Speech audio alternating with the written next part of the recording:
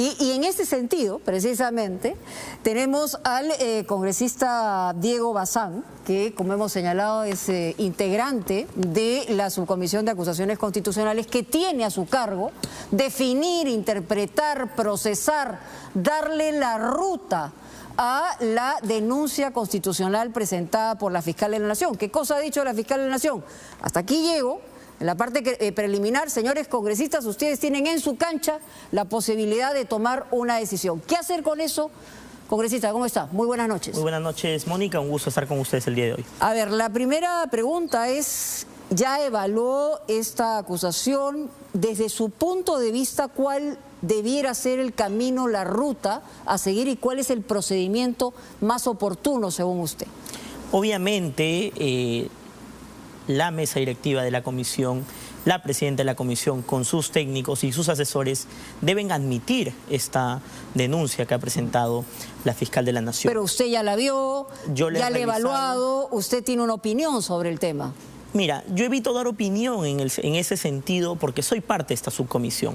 Pueden pedir que me inhiba de mi posición, finalmente no pienso hacerlo, sin embargo hay que tener los cuidados del caso. Te puedo explicar el procedimiento. Esto ¿es factible, es viable, si es que se admite finalmente por la votación que se va a llevar a cabo? Es completamente viable. Hay que recordar que primero es aceptado, luego se envía a la comisión permanente, quien tiene que determinar los días que se tiene que investigar este caso, luego regresa a la subcomisión, se determina un congresista ponente. En ese sentido yo he referido en varias oportunidades que no tendría problema de ser yo el congresista ponente. Luego el congresista ponente revisa las pruebas y los hechos, luego da las entrevistas, profundiza la investigación y finalmente da su informe final, el cual tiene que ser votado, como se indicó con el doctor Ugaz hace un momento, y hay una preocupación seria si existen los votos o no.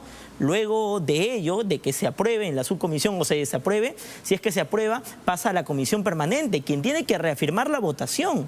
Y luego una comisión de la permanente tiene que hacer que pase al pleno. Bueno, es un proceso que tiene 2 o 3 meses aproximadamente. Es un proceso bastante largo, por eso yo he indicado en diversas oportunidades que en el camino, porque finalmente, si es que el pleno del Congreso determina y vota a favor, hay 2 temas ahí, va a haber 2 votaciones. La primera es para retirarle la investidura al presidente de la República para que pueda ser finalmente procesado por el Poder Judicial, y la segunda votación es para suspenderlo de funciones. ¿Por qué el Congreso de la República tendría que esperar? ¿Ambas con qué tipo de votaciones? Con 51 votos ambas, porque son la votación del Pleno sin los votos de la Comisión Permanente, 130 menos 30, e indica la Constitución la mitad más 1. Quiere decir que son 51 votos. Pero 51, si es admitida, sí tendrían esos votos. Sí tendríamos 51 votos, pero volvemos a lo mismo, es un proceso bastante largo. ¿Por qué tendría el Congreso de la República que esperar estos 2 o 3 meses? ¿Y qué debería hacer, según usted, el Congreso de la República? Interpretar el artículo 114 de la Constitución. ¿Cómo lo debe interpretar el artículo 114? El artículo 114, si me permites, y es bastante claro, dice: el ejercicio de la presidencia de la República se suspende y lo indica, por incapacidad temporal del presidente declarada por el Congreso. Es un artículo cerrado. Si el Congreso mañana determina que el presidente de la República es un incapaz moral para seguir en el cargo, lo puede suspender. Y como este artículo no es... Suspender temporalmente. Temporalmente de sus funciones.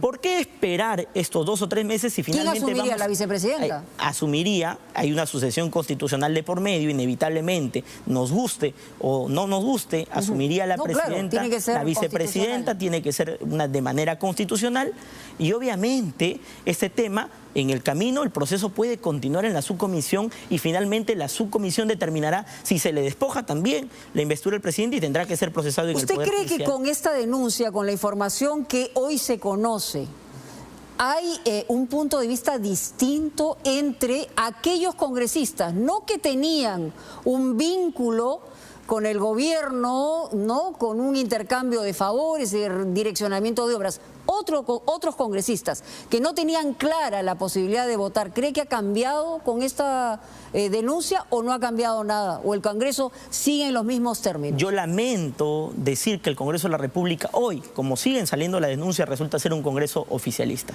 Se tiene que demostrar eso en una votación. Yo espero la madurez política, la responsabilidad de mis colegas parlamentarios, que en la próxima votación que se plantee, porque no estamos frente a una crisis política cualquiera, esta es una crisis política final. Acá se tienen que tomar decisiones determinantes y en el Congreso está la responsabilidad. Sí, usted tiene un informe del congresista Wilson Soto, ¿no? Hay Correcto. una evaluación en ese sentido. ¿Cómo va la cosa? Yo tengo la evaluación por el tema de traición a la patria. Sí. Yo he recibido el informe ya elaborado. Estoy a la espera de que la Subcomisión de Acusaciones Constitucionales me invite a sustentar este informe, que no es un informe elaborado por mí, pero también es una votación. Y ahí veremos cómo está la votación dentro de la subcomisión. Pero usted se ve pesimista frente a eventualmente a las votaciones que habría en el Congreso. Yo me veo pesimista entre una votación dentro de la Subcomisión de Acusaciones Constitucionales. Yo me veo con confianza frente a una votación dentro del Pleno del Congreso. Ahora, dígame, ¿por qué no le han dado fecha para exponer este informe del congresista Soto en la subcomisión? Lo que sucede es que estamos dentro de los tiempos y los límites.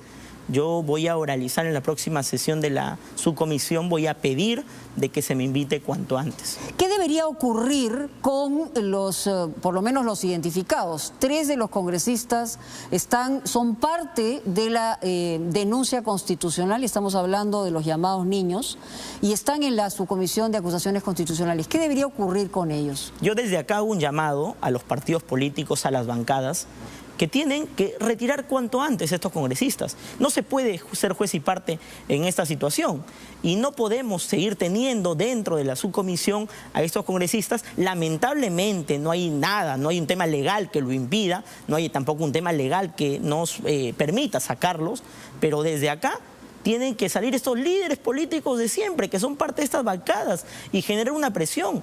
Yo le he pedido a mi bancada, lo ha hecho exigir dentro de Junta de Portavoces que estos congresistas se retiren, y yo espero que lo hagan en los próximos días. Bueno, pero aparentemente no tienen ninguna intención de hacerlo. Pero en todo caso, lo que la sociedad está pidiendo también al Congreso son respuestas. Y también les está pidiendo al final que todos se vayan, que se adelante elecciones y que finalmente hay un cambio estructural en el país frente a una situación como esta, ¿no? No tengo ningún problema, Mónica, lo he dicho en diversas ocasiones, si me toca irme del Congreso lo haré. Claro, pero con mucha valentía. No es uno, estamos hablando de 130. Correcto. ¿No? Y acá lo que corresponde es que si existe una asociación constitucional y que la señora Dina Boluarte, que también tiene un procedimiento dentro de la subcomisión, finalmente podría renunciar sin ningún problema, asumir el presidente del Congreso y convocar elecciones de manera inmediata. Y eso significa nos vamos todos. Pero por otro lado, también lo he indicado, los congresistas están acusados de delitos comunes. Estos delitos no requieren, hay que recordar que no existe inmunidad. Mañana un juez podría determinar, por ejemplo, prisión preventiva de 120 días. Han allanado oficinas, ¿no? Exactamente. Y probablemente, si es que hay contundencia en la investigación fiscal, lo que corresponda luego es que un juez dicte sentencia y se van a su casa los congresistas. ¿Cuántas acusaciones contra el presidente Castillo hay en la subcomisión de acusaciones constitucionales? Tengo entendido que este momento el tema de traición a la patria solo son 2 y que está por revisarse o aceptarse. Entonces estamos hablando de 3 denuncias. De 3 denuncias, sí.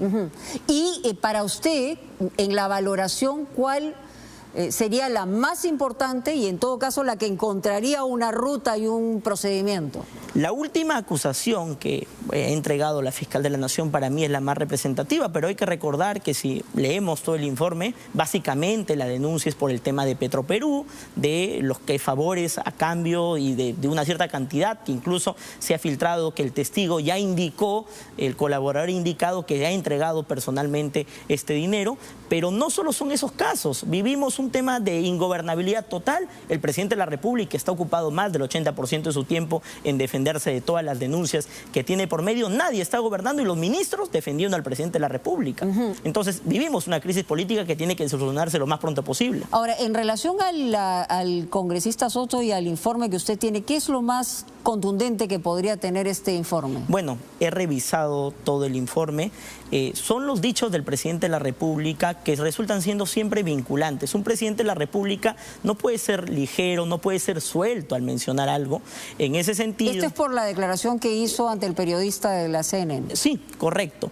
Entonces, y es directamente vinculante porque también indica un artículo de la Constitución que el presidente de la República puede ser vacado, suspendido por el tema o traición a la patria. Y se interpreta traición a la patria por el hecho de estar dispuesto a enajenar a un territorio nacional. Por eso es el informe del congresista Soto que resulta contundente y que yo defenderé a la altura de las circunstancias dentro de la subcomisión de acusaciones. ¿Usted ha podido conversar con los congresistas que están siendo investigados? ¿Qué cosas le dicen respecto a estas reuniones en Palacio de Gobierno, a la eventualidad de intercambio de obras por visitas, en fin?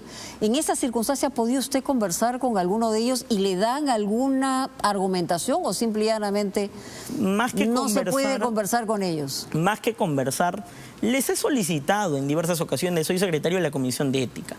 El tema de los niños se investigó en algún momento en la Comisión de Ética. Allí no existieron los votos, por ejemplo. Y no pasó nada. Mi votación fue bastante clara. Y en diversas ocasiones les solicité que se allanen a la investigación, que permitan que el tema se investigue.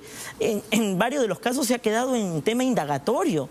Eso realmente preocupa. Hay quienes dicen que son alrededor de 20, 22, más allá de, digamos, la defensa que puede tener el gobierno de lo que queda de Perú Libre y, en fin, y los grupos pequeños que pueden sumar alrededor de entre 40 y 50 votos, ¿no? Fuera del ámbito del oficialismo, yo creo que existen más de 20 votos, sin lugar a dudas. Precisamente de eso me he venido quejando en diversas ocasiones, que el Congreso de la República está a merced de un pequeño grupo, porque le ha resultado al presidente de la República más fácil convencer a 50 congresistas a través de prebendas que decirle a los otros 80 que está gobernando bien. Entonces, por eso no llegamos a los 87 votos necesarios para la vacancia, por eso no nos ponemos de acuerdo si quieren algún tipo de elecciones como defensor del pueblo, como tribunal constitucional, por eso mi proyecto de ley de reducción de votos necesarios para la vacancia. ¿Le parece razonable lo que acaba de decir el doctor Ugaz respecto a que el Tribunal Constitucional, cualquier congresista podría presentar el pedido de una interpretación del artículo 99 de la Constitución? Es razonable, es correcto, pero voy al artículo 102 de la Constitución, que dice claramente que el Congreso de la República tiene también como facultad interpretar la Constitución política del país, y aún con mayor legitimidad, porque los congresistas somos representantes de la población. En ese escenario podemos hoy interpretar y luego también podría en el camino dar su sentencia el TC y nos va a tocar respetarla. Pero una cosa no quita la otra. Hoy me queda claro que el Congreso, sin lugar a dudas, sin necesidad de que el TC sentencie, ya podría interpretar este artículo de la Constitución. ¿Cómo define usted al Congreso del que usted es parte en este momento? ¿Cómo lo define? Definitivamente me hubiera gustado ser parte de otro Congreso de la República. Me preocupa la posición de muchos de mis colegas parlamentarios y yo creo que tienen la oportunidad histórica de resarcir con esta votación que puede venir a las próximas semanas y obviamente tener una responsabilidad frente a las futuras generaciones. ¿Y cómo se siente frente a la ciudadanía, que en realidad al Congreso lo respalda alrededor del 6 u 8% de la gente? O sea, la verdad que hay, yo me imagino que deben tener en algunos casos hasta vergüenza de este Congreso. Nos hemos ganado a pulso este tema, esta falta de credibilidad. Muchos casos, hay que recordar que es un órgano colectivo, pero particularmente soy bien recibido incluso en mi región. Realmente el tema es insostenible y lo que me pide la población es tomar decisiones contundentes, y eso es lo que le transmito a mis colegas parlamentarios. Estaremos viendo el tema de la subcomisión con alguna posibilidad, ¿cuándo? ¿En diciembre, en enero? Yo espero, porque ha sucedido, que en un máximo de 2 meses la subcomisión ya tome una decisión definitiva y esto se esté votando en el Pleno. Se pueden acortar los plazos, es voluntad de la presidenta de la subcomisión, he conversado con ella, tiene la voluntad de acelerar y es este y otros casos, no solo el caso del presidente de la República, pero, vuelvo a repetirte, si vamos a llegar a un mismo fin, que es finalmente la suspensión, interpretemos de una vez por todas el artículo 114 y tomemos decisiones inmediatas. Muy bien, muchísimas gracias. Congresista, por estar con nosotros. El congresista